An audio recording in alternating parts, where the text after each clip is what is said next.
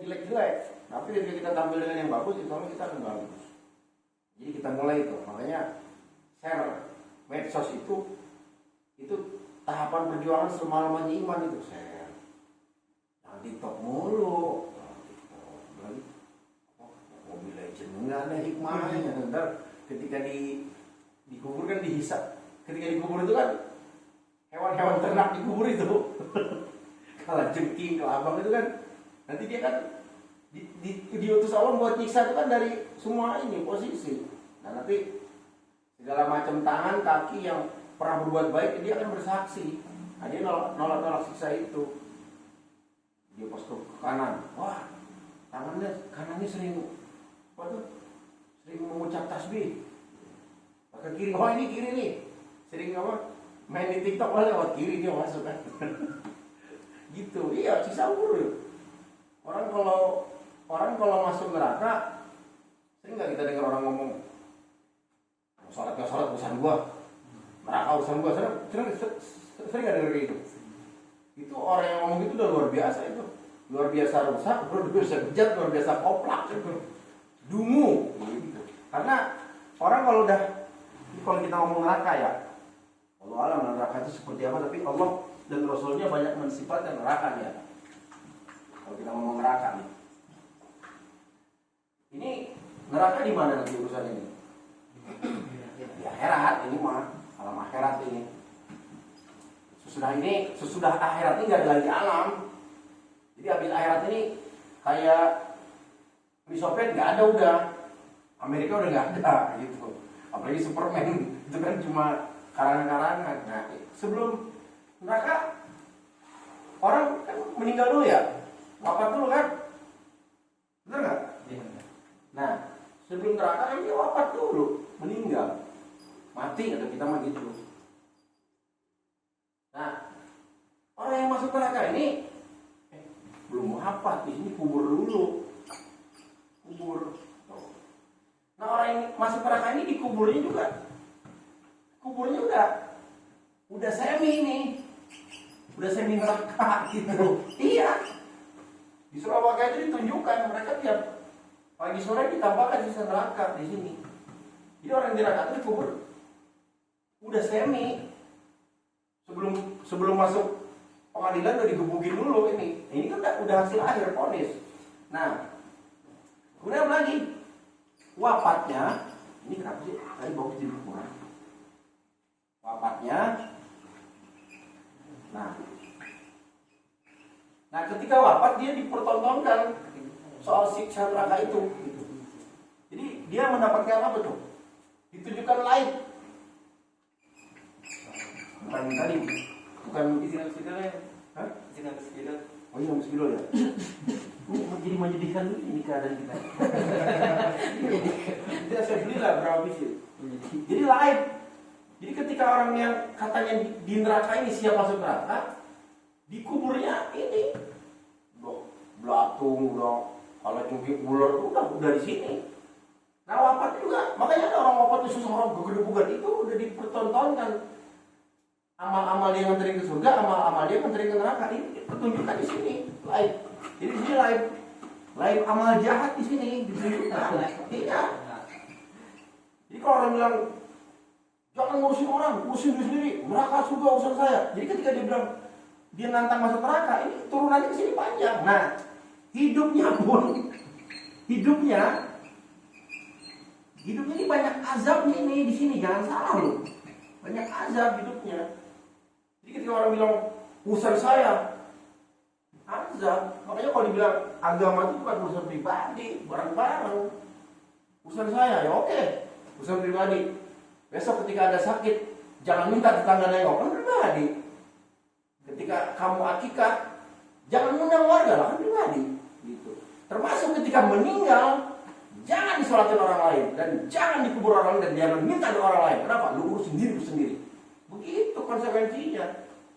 Nah, kenapa? Karena kalau dibilang saya mau sholat ya, mau ngaji urusan saya, itu nabrak surat wal asri. Innal insana lafi khusr illal ladzina amanu wa amilus sholihat wa tawassaw bil haqq wa tawassaw bis sabr. Kita tuh hidup itu tawassaw bil haqq, saling tuh dua arah. Saling memberikan nasihat untuk kebenaran, saling mendorong orang sabar. Jadi nggak ada nafsi. Ada yang nafsi, tapi banyak urusan bareng-bareng. Betul nggak? Nah, kalau nafsi mau musola siapa? Mau sendiri-sendiri. Pak Atik punya musola sendiri di depannya. Siapa sebelahnya? Pak Bobi punya musola sendiri di depannya. Ilhan keluarganya banyak kan, musolanya gede depan rumah.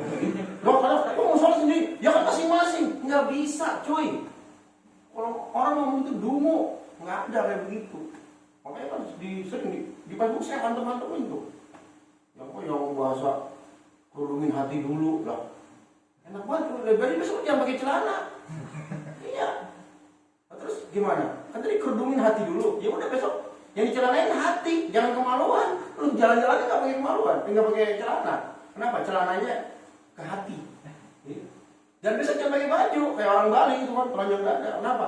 Karena bajunya buat bajuin hati. Benar gak? Iya, enak aja ngomong. Jangan ngomongin jilbab. Jilbabin hati dulu. Lah yang nyuruh siapa? Oncom. Saya aneh gitu kan. Ikutin siapa? Ini ajaran-ajaran liberal. Versinya bukan mazhab Imam Syafi'i, imamnya Abu Janda. Sama Adi Armando. Iya, ngaco kita itu. Ya kalau kita beragama ya ikutin Allah, ikutin Nabi. Nah kesininya baru macam-macam kan banyak tuh. Nah sejelek-jelek, nggak ada macam jelek, nggak ada sih. Sehilapiah-hilapiahnya mazhab atau sekecil-kecilnya mazhab, nggak ada yang nyuruh jilbabin hati. Gimana pakai jilbabin hati? Ukuran jilbabnya berapa? Jadi ini ungkapan-ungkapan dulu yang kita ikutin. Jadi kalau besok jangan ngajak orang sholat, usaha pribadi nggak bisa itu. Nah inilah makanya yang lingkungan baik itu harus diciptakan dari sekarang, pelan-pelan. Karena nanti mah telat. Abdul bin Abbas ketika mendapat hadis itu umur berapa tahun? Yang Rasulullah hadisnya ada di kitab apa namanya itu? Ya gulam. Ihfazillah yahfazuk gitu kan. Hai anak, anak hadisnya juga. Nggak ada omong, ada. Hai anak, jagalah Allah. Allah akan menjaga umur berapa tahun? Ayo, 8. Umur kita 8 tahun ngapain tuh si insan ma'azka? Main kelereng, gundu, main ngumpet-ngumpet. Nah, zamannya udah dapetin hadis. Nah kita, ntar jangan lurusin, ntar apa katanya? Ntar udah saat apa kalau maksudnya udah jadi urusin, ntar saatnya sadar itu, sadar kapan mau 7 kadarnya udah sholat taklim ke asam urat, taklim ngantuk mulu gitu. Iya, bontok tuh bego entol. Menyali konsep, karena mana konsep Islam Nabi itu apa? Ikra bacalah, ikra pinterlah, kan gitu intinya mah. Nah, jadi kita kembali kepada permasalahan lingkungan baik. Hal-hal positif itu harus dimulai dari sekarang. Dalilnya sandarannya al-bidayah wa tadrij. Apa itu al-bidayah? Dimulai dan bertahap. Jangan instan mantar sampai sendiri.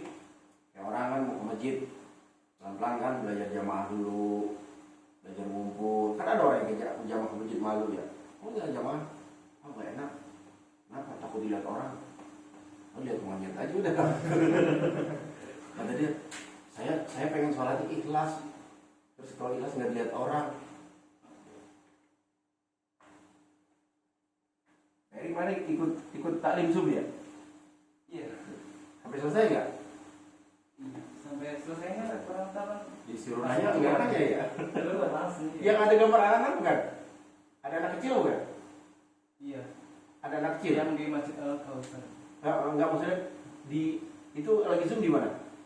Saya di rumah atau tempat dagang? lagi di rumah. Iya, ada anak kecil ya? Ada. Oh iya kan masuk anak kecil itu lagi ngapain tuh? Lagi main-main apa gitu? Nah, anak kecil siapa? Gitu. Udah saya nggak nyalain kamera. Enggak ya? Berarti gimana sih anak kecil? Ada namanya juga virus. Enggak Iya, saya. lihat kemarin tadi. Jelas nggak ini ya? Suaranya jelas? Jelas, kadang putus-putus tapi lebih Cuma 20 menit. Taklim mah kalau udah makin hebat makin cepat. Orang cerdas gitu. cepat waktunya karena dia lagi istirahat, mereka itu istirahat ngaji, udah sholat masuk lagi. Itu karyawan nyopet itu. Saya dari sini kan temboknya warna gini kan, Iya. biar gampang. Kita masuk masih sholat Jumat kan sampai di mana kemarin? Ada ingat nggak? Oh, ninggalin ini. Ninggalin sholat. Ninggalin ya. Ninggalin sholat Jumat. Bener nggak sampai ninggalin?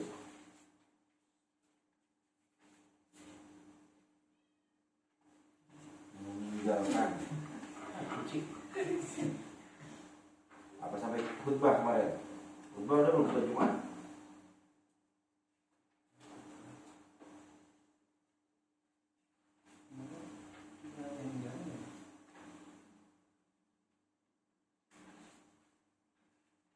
Sampai hukum. Kemarin bahas masalah sholat. Masalah sholatnya. Sholat secara umum. Mana yang udah beda pendapat? Iya, sholat.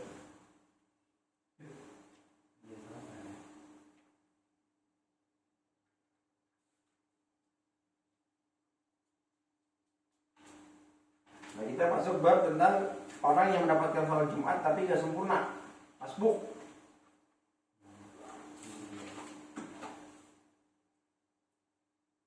Jadi kata Ibnu Umar itu, man asroka rakaat min sholatil Jum'ah fal yudif ilaiha ukhra faqad tamat sholatuha. Jadi Imam Nasai meriwayatkan hadis ini, kalau kita mendapatkan sholat Jumat, serakaat sholat Jumat, maka hendaklah ia meneruskan serakaat lagi. Dan demikian sempurna sholat. Jadi kalau kita telat sholat Jumat nih, masuk Jumat, imam lagi ngapain biasanya? Kalau orang telat, biasanya lagi ngapain imam? Lagi misalnya udah sampai sujud, mau berdiri. Nah kalau kita masuk kan masbuk, disuruhnya ngikutin imam. Jangan nunggu dia berdiri, masuk, dia sujud, udah kita takbir, Allahu Akbar, kita ikut sujud, takbir aja, nggak usah ngejar takbir, Allah bertakbir, Al-Fatihah, nggak usah, udah langsung aja ikut sujud, nah itu berdiri. Nah cuma nanti ketika dia salam, kita jangan salam, satu, jadi yang dikejar ininya aja, sholatnya, satunya aja, nggak usah pakai ngejar khutbah lagi, nggak usah. Khutbah lagi nggak usah. Khutbah sendiri, hanya masbuk. Jadi makin kacau nanti kan. Walaupun tetap maksudnya keutamaan fadilah Jumatnya ya banyak yang hilang gitu. Pernah nggak kita lihat orang sholat Jumat masbuk? Ada kan? Ya, sebenarnya udah keterlaluan juga sih. Udah dikasih waktu dari jam 11. Biasanya supir-supir itu. Supir yang disuruh-suruh bos gitu. Mau Jumatan nih, telepon, ayo anterin saya ke sini. Akhirnya nganterin bosnya. Nah ketika udah ajan masih nyupir, nah, baru pas takbir dia baru wudhu. Nah, itu disuruh menyempurnakan masbuknya dengan tambahan satu rakaat. Itu yang harus sama-sama kita pahami. Tapi usahakan Jumat jangan telat lah. Kalau bisa mah jangan tidur lah kalau pas Jumat mah ya. Ya kalau mau tidur dari jam 10. Biasanya tidurin di rumah aja biasanya nih enak. Jam 9-10 hujan gitu, nah tidur dulu lah. Walaupun kalau memang Rasul itu nyuruhnya kita tidur sebelum zuhur, apa namanya? Qailulah. Misalnya sekarang zuhur jam berapa? 12. Karena yang bagus yang jelek punya nih. Positif dan negatif kan. 12 atau berapa? Sekarang zuhur 09. Kalau waktu duha terakhir jam berapa waktu duha? 10 menit sebelum matahari posisinya itu yang paling utama. Nah, sekarang duha terakhir anggaplah jam 11.15 ya duha itu.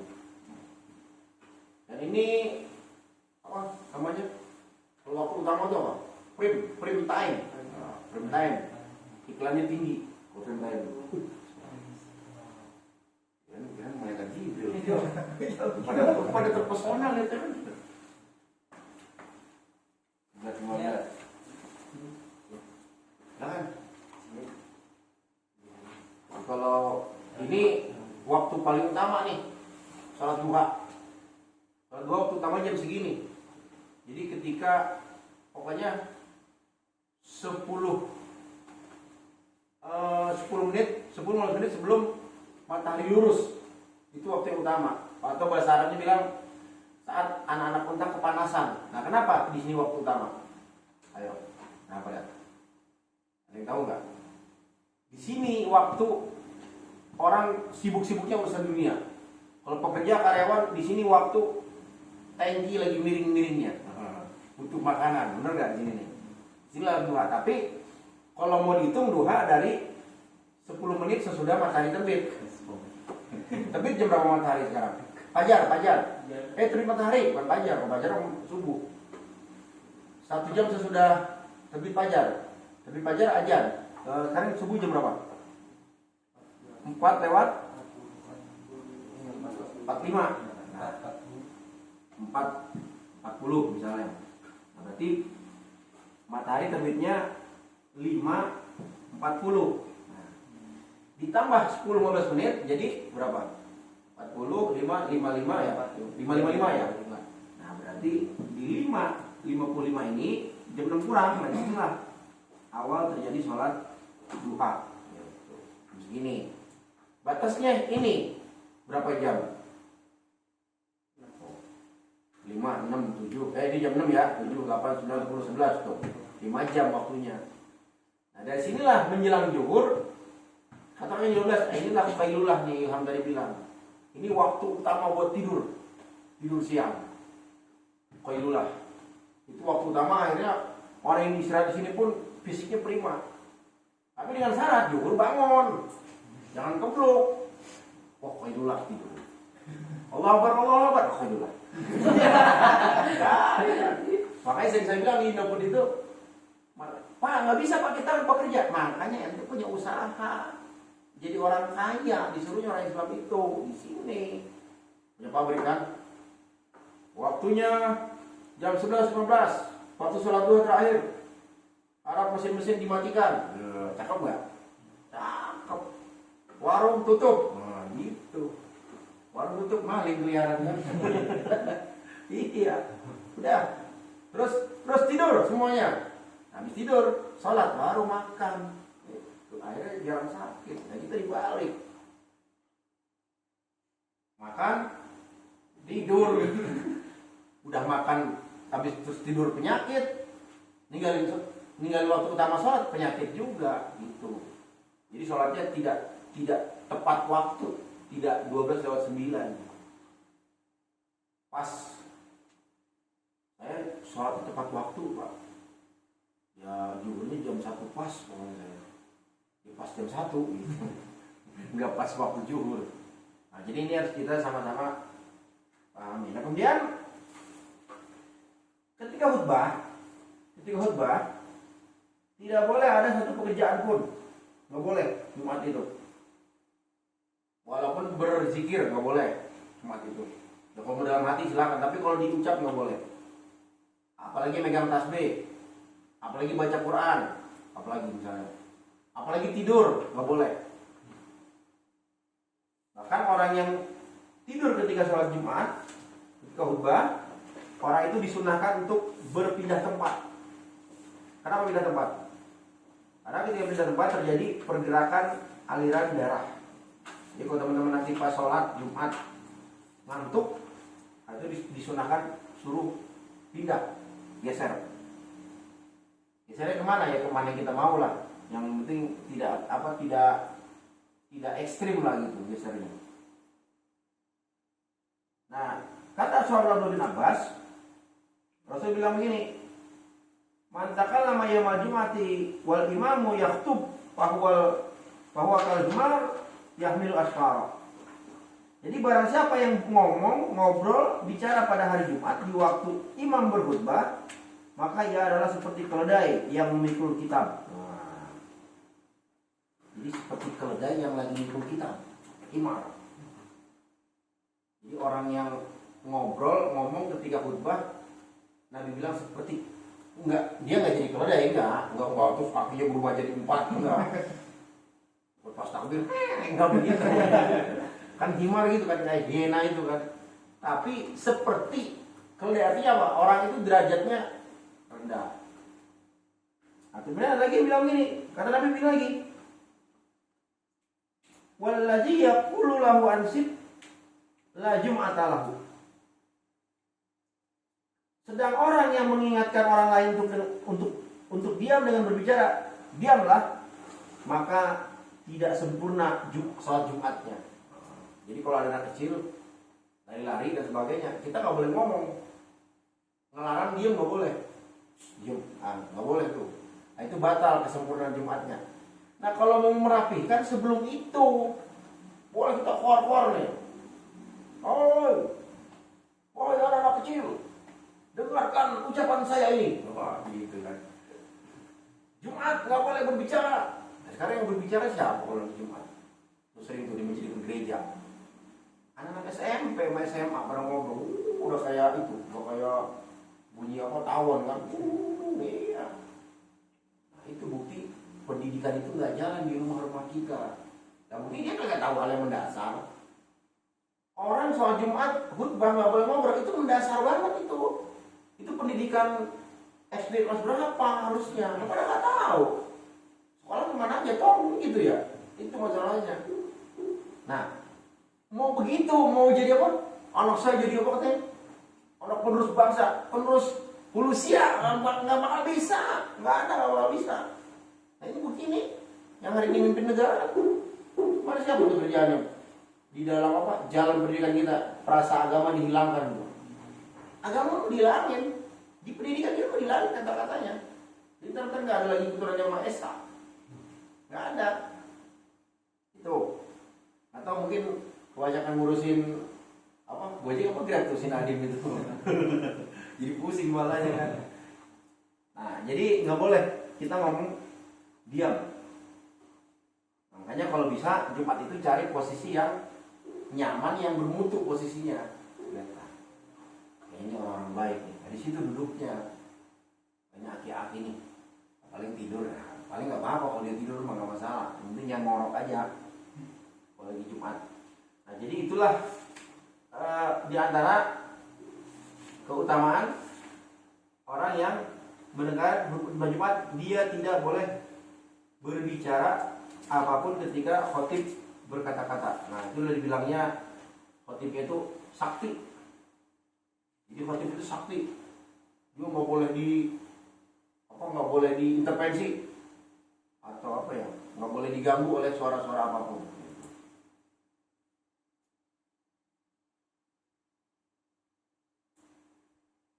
Kawan-kawan sekalian yang dimaksud Allah Subhanahu wa taala. Nah, kemudian masalah khutbah, walaupun kawan-kawan masih agak jauh lah, tapi harus tahu juga masalah soal khutbah. Ilham bisa khutbah gitu Anda. Tapi teman-teman juga bisa lah kalau nanti dilatih, dididik. Di kami kemarin berhasil tuh satu orang tuh khutbah. Kemarin dia baru launching tuh, baru perdana. Sama kayak kawan-kawan juga. Nah, ini masih rapi nih. Kalau dia mau ngaji pakai kaos gitu, kaosnya yang ini udah apa? Namplek gitu. Ternyata dia mungkin saya merhatiin dia nulis. Ya kalau nulis kan ngaji tuh kita perlu nulis karena nggak mungkin ketampung di sini semua. Ya kalau ininya setengah giga kan repot. Nggak ketampung. Kalau ininya 10 giga ya banyak masuk kan. Ini kan formulasi chat. Belum biasa banjir. Trik menghadapi banjir. Malam saya pulang jam 1 banjir. Aneh bener. Rata betul. Wah, triplek itu ada sampah, 4 sampah di tengah-tengah itu. Aduh, ini banjir lokal gimana? Sampai subuh nggak turun-turun tuh banjir. Iya, ini hebat daerah kita nih. Aneh tapi nyata juga. Memori, jadi dia dikasih kelebihan di mampu. Kemarin saya training diri 3 kali. Pertama dia baca, saya suruh berdiri, dia baca, berdiri, dia latihan khutbah. Ya cuma nggak tahu kan, bingung, maksudnya pakai gagang sapu, nggak mungkin kan. Berdiri. Nah Jumat keduanya saya bikin gini. Kami sering bilang bedah ayat gitu. Ayat itu bedah. Ini ayat ini tujuannya ke sini, ayat ini tujuannya ke sini. Kita bedah, tulis. Nah, diri lagi, latihan lagi. Ambil baca yang di papan tulis. Apa-apa ngacak juga nggak apa-apa. Dari papan tulis. Nah, minggu ketiga dia sempurnakan, dia nggak pakai bacaan lagi, langsung. Nah, minggu keempat langsung ini tes di mimbar masjid. Oh itu banyak yang mengajukan jempol, berhasil dia. Ya teman-teman gini. Jadi dia cuma bahasa kita, bahasa dunia dia cuma orang yang ini ngumpulin ada koperasi punya karyawan, dia ngumpulin kardus, plastik, jadi dorong-dorong kasih kemuliaan. Artinya kita tidak boleh apa kalau bahasa keren itu skeptis. Berprasangka, skeptis. Nah, kalau kan anak muda ngomong gini saya cocok, masuk kan ngerti gitu. Coba kalau nenek-nenek warga, nenek-nenek nggak boleh skeptis. Apa? Lihat di Google itu jenis makanan apa? Mama makan mulu kerjanya kan? Iya. Atau tahu bisa? Nenek-nenek tahu nggak bagaimana cara Joe Biden mengalahkan Donald Trump? Wah, udah mah skeptis tahu kan, nggak masalah. Jadi nggak boleh kita apa tadi skeptis tadi? Apa ya? Nggak boleh terlalu takut. Nah iya takut atau apa ya bahasanya ya? Underestimate atau underestimate? Ya pokoknya begitulah ya kira-kira. Tertekan, hidup tertekan, dibuat tekanan. Aku takut, ini takut. Nah ini bahaya. Jadi harus optimis. Kenapa? Karena Allah kasih kita at-taqatul akal, kemampuan berpikir. Kemudian Allah kasih kita ini at-taqatul ruhiyah, kemampuan ini jiwa. Di sini ada yang namanya azam, tekad. Nah, baru al-jasadiyah, al-jawarih, fisik, kemampuan. Semua kita pasti mampu. Tinggal gimana cara membangkitkan, mengolahnya. Kayak tadi kan latihan baca Quran bareng-bareng. Kalau nggak biasa repot tuh baca Quran. Itu yang sering saya bilang. Jadi imam nggak biasa baca kuliah nggak berhenti kan? Bolak-balik. Kenapa nggak biasa? Nah, ini sering saya bilang, makanya kita imam itu paling banyak imam zuhur sama asar. Ada maju, nggak ada suaranya. Wah, Akbar. Giliran maghrib bisa. Bahasa Arab dia ngomong. Dia nggak bisa, nggak berani kan? Karena amalannya cuma kuliah belum. Gitu. Bukan ngecilin tapi prakteknya begitu. Nah jangan sampai kita nanti di hari-hari tua kita termasuk golongan itu. Alhamdulillah menjalik ya, jangan sampai lah. Mengerikan gitu. Yang mana saya sholat di masjid Sayyidah Khadijah, di mana itu? Di sana apa? Di depan Gria Asri apa namanya? Geraha Melasti ya. Jadi ada orang sholat asar masbuk, bapak-bapak nih. Nanti teman-teman nyimpulin nih orang model apa nih model gitu. Dia sholat masbuk nih, bapak-bapak nih. Nah ini ada anak-anak remaja, kira-kira ada 7 orangan lah, teman-teman yang ada yang paling gede gitu. Nah, dia sholat kan biasa. Sebenarnya sih kita nggak disuruh juga. Kalau ngikut itu nampak nggak disuruh juga, asal gini aja nih. Misalnya di sini Ferry, Pando masbuk. Udah ikut aja. Wah, Akbar. Udah. Gak mesti lepak. Maka jadi kebiasaan kita gitu. Masa teman yang tinggi. Lepak dia. Nah, datang teman-teman yang kerjanya makin pendek nih. Makin pendek gitu. Datang teman yang satu. Ambil begini. Dari sini. Datang lagi satu. Coba kalau orangnya emosian kan, belum. Nah ini model apa tuh? Antara bercanda atau memang nggak tahu, nggak paham, nggak ada ilmu gitu. Nah, sampai tuh. Iya. Saya lagi zikir wirid saya. Aduh, model-model milenial kayak gini pusatnya nih. Nah itu jadi apapun itu namanya. Enggak, kayaknya pernah pengalaman nih. Jadi jangan suka merasa belum mengerjakan udah saya mau nggak mampu. Apa bahasanya kalau kita? Apa sering bilangnya? Ya, saya bukan siapa-siapa. Ya, nggak punya nama berarti kan? Ngaco. Nggak boleh. Itu maksudnya kita mah cuma bubuk rengginang gitu. Iya, benar nginjek orang. Kita mampu, kita harus yakin. Insya Allah pelan-pelan nanti.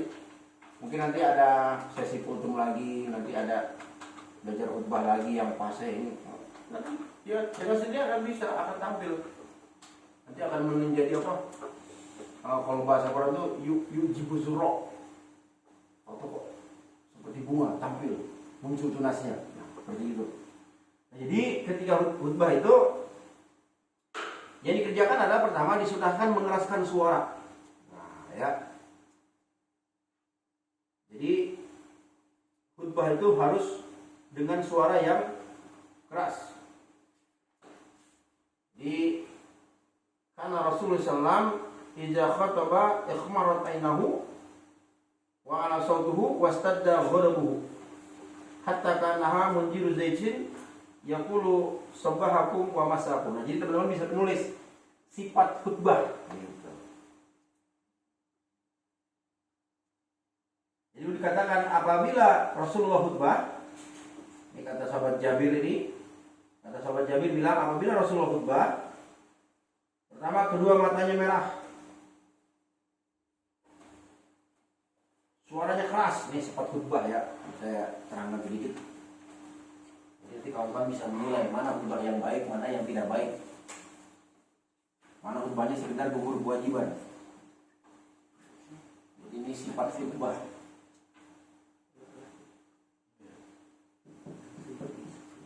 Sifat khutbah Nabi.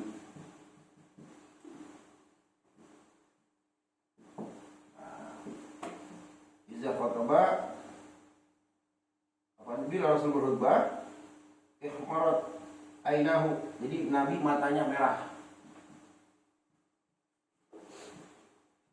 Orang nanya, wah Nabi lagi sakit kali ya? Enggak, maksudnya saking seriusnya gitu.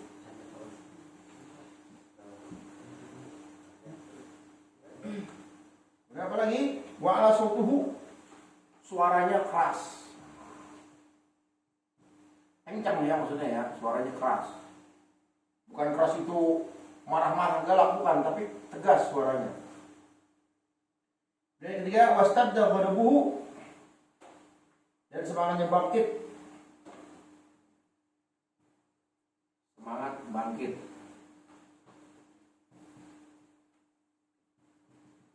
Nah, katakan di sini seperti apa? Bagaikan seorang panglima yang memperingatkan kedatangan musuh yang hendak menyerang di waktu pagi atau sore. Jadi kayak orang panglima, dia mengingatkan anak buahnya musuh akan datang pagi atau sore. Gimana cara mengingatkannya? Coba Ferry, gimana cara anak buah lagi duduk nih? Kita dapat kabar WhatsApp bahwa sore mau diserang. Gimana ingetinnya? Coba. Wahai kawan-kawan, bagaimana? Tegas gitu. Oh gimana kalau bisa banget gimana?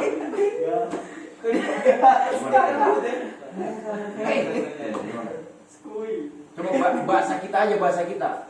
Bahasa jangan bahasa khususnya, bahasa kita gimana? Woi, lu tahu nggak? Coba gimana coba? Cara menyampaikan. Biasa. Panglima. Atau kita bilang kayak gini lah, perumahan kita di sebelah sana ada kebakaran gitu. Kalau nggak dimatiin nanti ke perumahan kita. Nah kita ngomongin ada kebakaran gimana keluarga? Gimana coba? Ada kebakaran. Kira-kira gini nggak ngomongnya? Bu, tahu nggak? Ada kebakaran tahu? Ngapain siram orang? Nah ini tahu nggak kamu? Kita mau diserang musuh. Nah jadi Rasul khutbah itu seperti itu. Saking semangatnya. Nah maka nggak boleh kita nyari orang yang khutbah itu suaranya pelan. Bacakan. Ada baca dulu. alhamdulillah. Nah, cara gitu kan. Ada kan batuk, nggak bisa. Jadi kayak tadi tuh. Innalhamdulillah. Nah, gitu. Nahmaduhu wa nasta'inu wa nastaghfiruh. Wa a'udzubillahi min syururi anfusina wa min sayyiati a'malina. Nah, itu contoh bacaan khutbah. Makanya teman-teman bermodalkan muda, suara itu kena masuk. Tapi orang tua tergantung dia, tuanya semangat nggak. Tapi kalau tuanya belum tua, repot. Keraskan suaranya. Kemudian apa lagi? Khutbah itu pendek. Jadi sifat khutbah Nabi itu adalah karena salat Rasulullah sallam fasdan wa khutbatan fasdan. Jadi Nabi itu sederhana dan khutbahnya pun sederhana pula. Nah, gitu. Jadi bahkan kadang Nabi sholat yang panjang, khutbah dipendekin. Jadi khutbah itu pendek, jangan lama-lama. Tapi kalau sekarang udah 1:30, itu udah nggak benar itu. Khutbah sampai 1:30, apalagi khutbah sampai 1:15. Khutbah sampai jam 1, nggak bahas apa? Mau bahas masakan, nggak bisa. Itu ada yang salah berarti. Jadi 4 khutbah itu pendek. Khutbah itu sedang atau pendek. Kalau bahasanya hadis itu qasdan.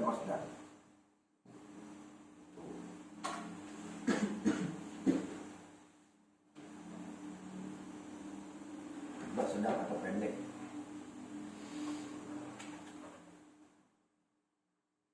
Kenapa dibilang keras? Kenapa semangat bangkit agar orang itu tidak tidur? Karena kenapa? Karena siang hari itu memang waktunya cocok untuk tidur. Apalagi kalau tadi dia berangkat ke masjid, makan dulu kan. Makan pakai ayam lagi. Nah, ayam cuma jengkol lah, udah. Jangan lupa tidur. Atau ketika imamnya khutbahnya tadi kayak ilham, innalhamdulillah nahmaduhu wa nasta'inuhu. Nah, dia juga baca doa juga kan. Dia baca bismillahirrahmanirrahim wa amut.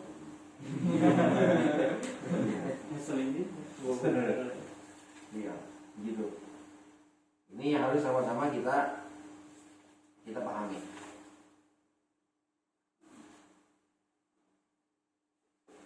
Jadi jangan kita lalaikan waktu prime time daripada ibadah Jumat kita. Seperti kemarin saya sampaikan. Jadi artinya dimulailah dengan berangkat dengan apa? Dengan mandi wajib. Ya, mandi seperti kalau anak muda yang ihtilam. Apa ihtilam? Ihtilam itu bahasa lain dari mimpi basah. Nah, kita mandi wajib. Nah, Jumat juga begitu. Jadi usahakan kita mandi wajib di pagi hari atau ketika kita hendak berangkat Jumat. Terbiasa nggak kita kalau Jumat pagi mandi janabah dulu, mandi wajib, mandi besar, dibiasakan. Ya, kalau mandi besar bukan air yang besar, maksudnya pakai tata cara kan, ada wudhunya, gitu. Nanti baru ini biasa. Kalau ya begitu dianjurkannya. Kalau tidak ada air ya mandinya pakai tayamum, boleh juga. Jangan dulu kayak seorang sahabat ketika suasana lagi dingin, lagi dia safar, mabit, nginep, jadi mimpi basah. Nanya ke sahabat yang lain, gimana nih saya? Ini dingin sekali, mandi gak? Suruh mandi, paksa mandi. Mati akhirnya. Iya, mati. Itu Rasul tegur itu. Siapa yang mau dia mandi? Nah, ternyata boleh untuk sana yang ada air. Ini mimpi basah, janabah. Boleh pakai tayamum. Tapi jangan ngikutin kayak undur-undur. Ada sahabat kayak gitu. Mana nih ada pasir, guling-guling gitu. Masa pasir gini-giniin enggak boleh. Jadi tayamum aja, muka, tapak tangan atau ikhtilafnya sampai ke sini. Gitu. Boleh. Kayak banjir nih kita.